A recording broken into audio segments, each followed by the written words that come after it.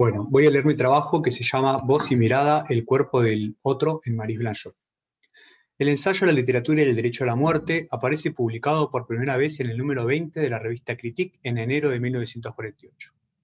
Esta revista comienza a publicarse 2 años antes a cargo de Georges Bataille y Pierre Rebost, quienes buscaban demarcarse el proyecto filosófico e intelectual de Jean-Paul Sartre y la dominante revista Temps Modernes. En muchos de los estudios sobre el campo intelectual francés durante el periodo de la posguerra europea, suele destacarse el carácter dominante y hegemónico de la figura de Sartre, pero también el importante rol de Critique en la reconfiguración del discurso académico de las ciencias humanas. La tensión entre ambos polos parece haber sido tan determinante que ya en los años 90, Sylvie Patron, en Critique, una enciclopedia del espíritu, la sitúa como contrapunto ineludible para la crítica francesa.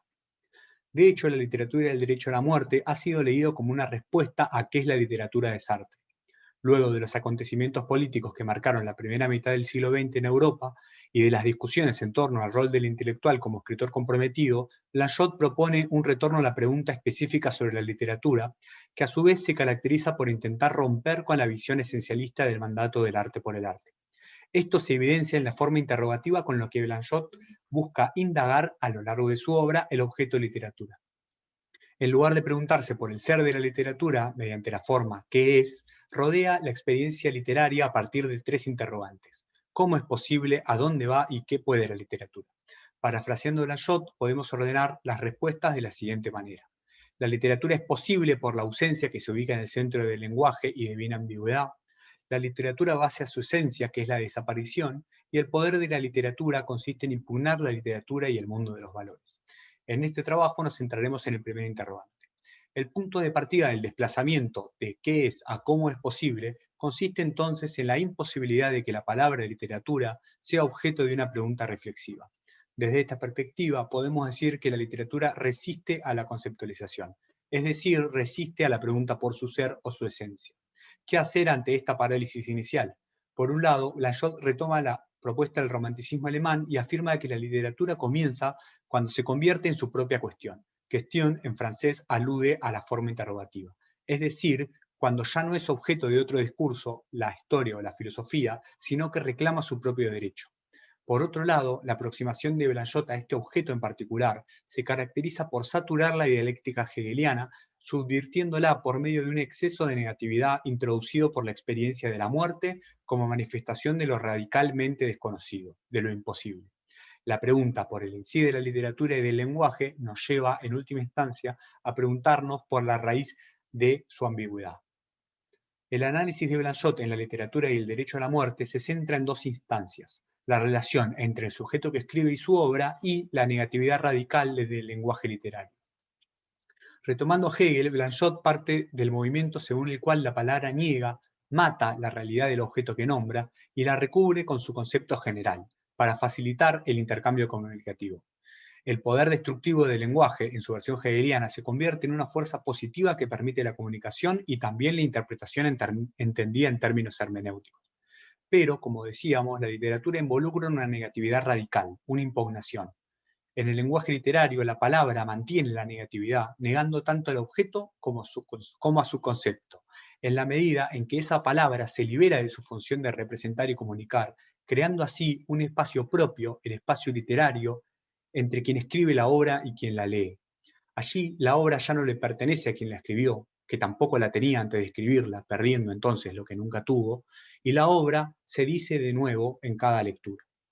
La literatura, la escritura, la obra no se conciben ya como manifestación sensible de la idea, como en Hegel, sino en tanto soluciones activas ante la ambigüedad, las equivocaciones y contradicciones irreconciliables que el lenguaje necesariamente introduce en la subjetividad y comunidad humanas.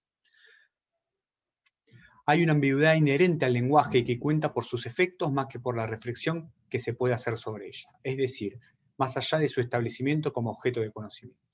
Siguiendo a Blanchot, el modo de enfrentar la ambigüedad marca una distinción entre el lenguaje cotidiano y el lenguaje literario.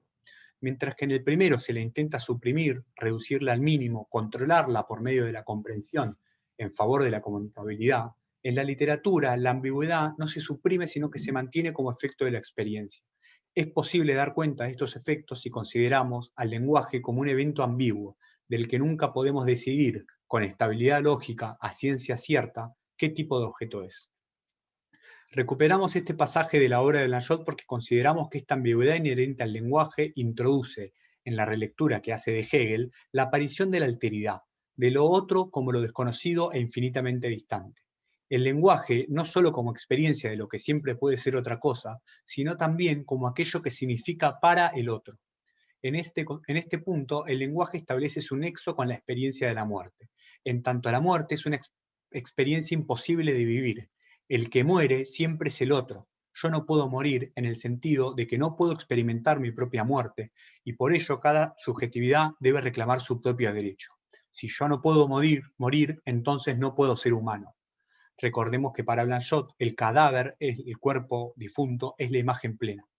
Pero también, como vimos, es la posibilidad de morir lo que ofrece el ser al lenguaje, convirtiéndolo en objeto de conocimiento. La ambigüedad entonces es operativa en la medida en que involucra al deseo. Blanchot dice que uno de sus medios de seducción es el deseo que provoca ponerla en claro. La literatura desea no la palabra como plenitud de la vida del sentido, sino la ausencia como ausencia, es decir, deseo del punto donde se suspende el poder lógico de nombrar y de comprender. En su obra, Blanchot lo alude indirectamente trazando dos alegorías. La literatura desea al Lázaro muerto, al cadáver que busca revivir la frase Lázaro ven y foras, y desea al Eurídice fantasma en el instante en que Orfeo se da vuelta e intenta alcanzar su imagen con la mirada. La literatura desea la oscuridad de la vida y no su claridad. ¿Qué hay en la voz que clama por el cuerpo de Lázaro? ¿Qué hay en la mirada que busca la imagen imposible de Eurídice? ¿Por qué la ambigüedad se ancla en estas dos instancias? En la búsqueda de la referencia de la causa precedente que funcione como origen del lenguaje y el pensamiento, no emerge el sujeto cartesiano trascendental, sino las materialidades que operan como su condición de posibilidad.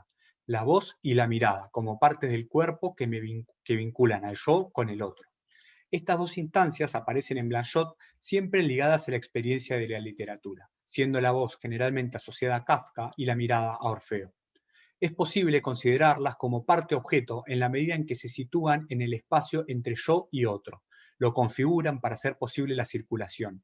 Espacio inabarcable entre quien ve y la imagen que mira, entre quien habla y quien escucha. La ambigüedad de estos objetos no constituye un límite donde la reflexión dialéctica debe detenerse, más bien forman el lugar poroso de pasaje hacia el afuera. Recordemos que Jacques Derrida ubica ese lugar de paso en la insistencia del uso que Blanchot hace de la partícula francesa pas en varios de los títulos de sus libros. En francés, esta partícula funciona como negación y también como sustantivo. Según Derrida, allí está el punto de juntura que nombra a la vez que es lo que sucede en el devenir imagen de la palabra.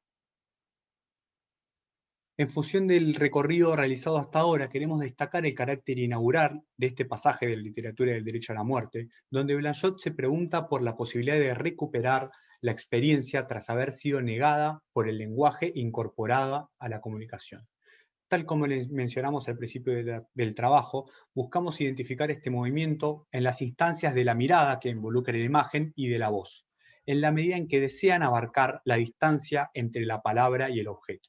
Deseo, obviamente, condenado al fracaso, pero que produce el espaciamiento necesario para que no solo tengan lugar el lenguaje y el pensamiento, sino también el encuentro con el otro cuerpo.